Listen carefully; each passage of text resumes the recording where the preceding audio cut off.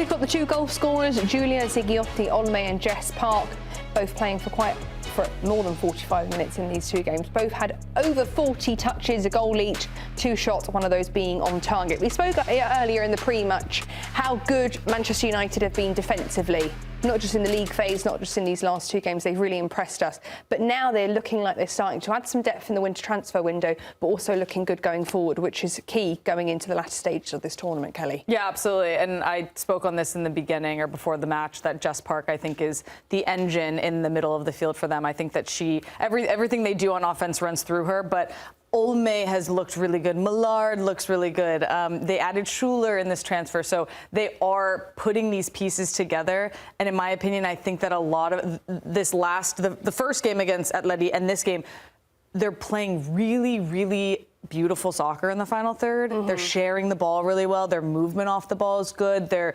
timing, their final passes, all these little things I think are really coming together. And I think they look great as an attacking team right now. I think something, too, that I keyed in on that we don't see every single team do, even if they are very good in the attack, is their counter press is very good. They make a missed pass, somebody makes a mistake, they have a wave of pressure that comes in that's suffocating that Atleti were not able to get out of or really result anything from it. And even when Atleti did have those chances, like Jensen with that shot, the first 20 minutes, Atleti had them in their own defensive third. But you didn't ever feel worried that United couldn't handle it. And I can't say that we can say that for every other single team going into the quarterfinals. Yeah, I completely agree with you. When I look at, like we've talked about how vulnerable Real Madrid can be defensively.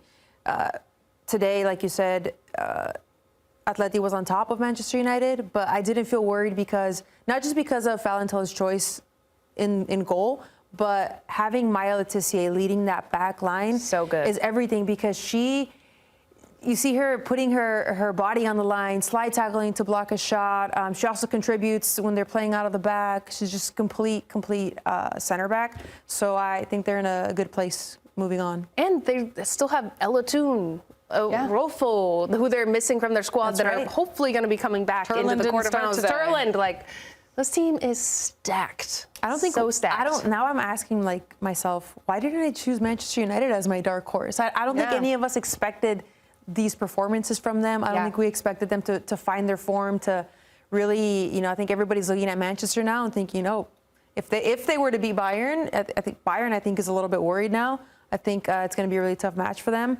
But I think every other team now is looking over to Manchester United and thinking, what are they doing well? Why are they being such a successful team so early on in this tournament? Yeah, I think we mentioned as well that naivety might help them going into the quarterfinals against the likes of big giants, European giants, Bayern Munich. Something else to note in this match, though, it wasn't just the football, it was also the kits that Manchester United were wearing. We noted it. They were wearing their black with the yellow and blue stripes, and I thought to myself, well, why aren't they wearing their red kits? Because they were at home today in the second leg. There was an interesting tweet that we have found. The reason why they didn't wear their red kits is because Atletico Madrid's goalkeeper was wearing a red kit and it would have clashed too much. But here's the tweet. The last time a Manchester United team wore their away kit for a home game was in 1998-99 against Barcelona. Also the season we won the Champions League. Ooh, wow. Can you imagine that? Manchester United making the debut and winning the Champions League. And winning it? That would be incredible. That would be unbelievable. I'm not going to put it past them.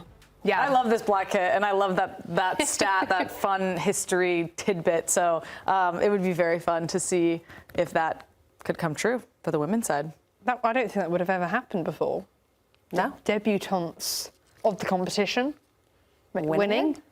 Well, we'll ask our research team. We'll have to get some really fun stats there. How do you think they'll do against Bayern Munich, though? I think Bayern should be scared. That's a team that's been big dogs that are inconsistent. Yes, I was going to say, when I think of Bayern, I think of up and down. Yeah, we don't really know what we're going to get.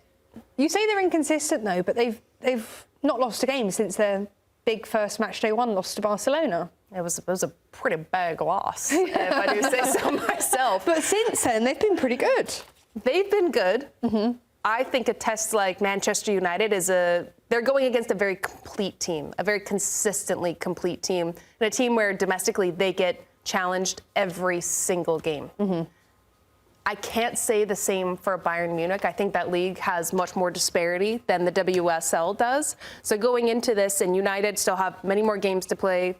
Bayern, their league is slowing down a little bit more. I think it's going to be a very, very big challenge, and there's layers of players that they have to worry about. Whereas I think you look at Bayern and you can think, okay, if we shut down harder, this is probably going to nullify a big part of their attack, and it's going to be difficult for them to figure out what's next against a very strong defensive United. Yeah, Bayern's attack this entire Champions League has been Clara Buhl to Pernille Harder. Yes.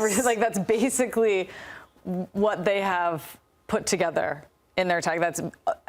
I don't even know how many goals have been scored in that way. So I think that Manchester United can watch the film, create a great game plan, and feel confident going in to the match against Bayern, or the 2 games against Bayern, and feel like they have a chance of pulling off a win. Yeah. And I know we're talking like we're rocking with Manchester United. We're fresh off of a game where we're impressed by their performances. Bayern is still going to be a massive test. I just think this is one of those games where, you know, that meme with the cat that's like, I don't know what's going to happen. I think it's very, very open. It's going to be an exciting match, though. Yeah, we will be previewing this match a little later. I'll show you. I'll pull it up. I have no idea what you're talking about. Maya Tissier is only 23 years old. Oh, my gosh. Captaining Man United in their first run in Champions League. Calm, cool, collected. Seriously. Yeah. So impressive. And even when she was asked about Bayern Munich, she was like, these are the moments we love, like playing against these big European teams. These are like the moments we dream for. 23 years old. So young. That's my age. Welcome back, everyone. Let's talk about the quarterfinals, because the road to Oslo is continuing at the end of March. We've got El Clasico at Barcelona taking on Real Madrid, the London Derby, Arsenal, Chelsea, Lyon, Wolfsburg. And finally, we've just found out Manchester United will be playing Bayern Munich in a 2-legged quarter-final. Girls, is this going to be the most likely upset we see? Manchester United maybe beating Bayern Munich? I think we'd all love to see it. Well, none of us put them winning in our brackets. Oh, these brackets, right? Your brackets are dead. This is the only person who can talk about brackets. Janelle's the only one that can comment. I have Bayern coming. You think Bayern are going to advance? But after analyzing, looking back at Manchester's performances, they can surprise us. I think both teams are stacked. Both teams have a solid foundation from their backline. Vanessa Gilles for Bayern, Tissier for Manchester United. And then up top, the connection between Bull and Harder for Bayern has been amazing. Clara Bull with 8 assists. Mallard and Turlin scoring goals for Manchester United. It's going to be a great match for sure.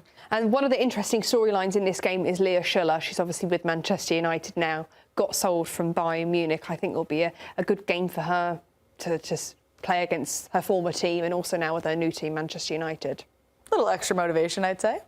It always feels good to get a win over your old team.